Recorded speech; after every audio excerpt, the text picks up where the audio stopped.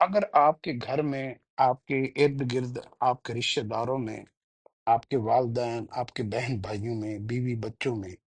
کوئی ایسا مریض ہو، کوئی ایسا شخص ہو جس کو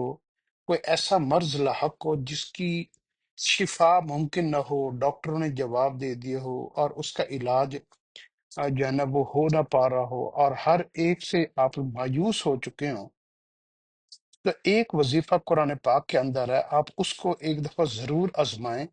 اور اس کو بھی کر کے دیکھیں، اور پھر دیکھیں کہ اللہ رب العزت اس کی برکت سے آپ کے مریض کے ساتھ کیسے اس کو شفا دیتا ہے۔ اور وہ نسخہ یہ ہے کہ آپ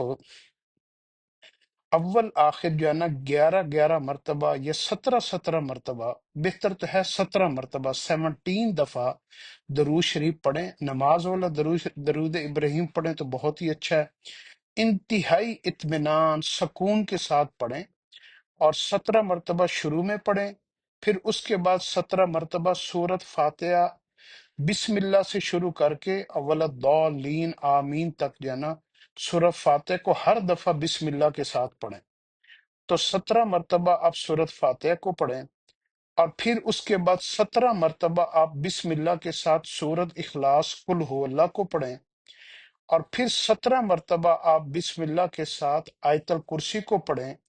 تو یہ کل ہو جائیں گی 85، یعنی 17 مرتبہ آپ کے درود شریف ہو جائیں گے،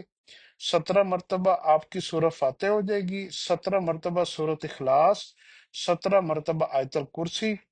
اور پھر آپ 17 مرتبہ دوبارہ درود شریف پڑھیں۔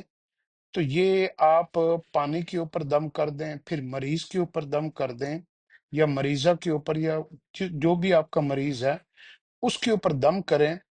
پھر دو تین چیزیں آپ کو اللہ رب العزت فوری دے دیں گے۔ ایک تو اس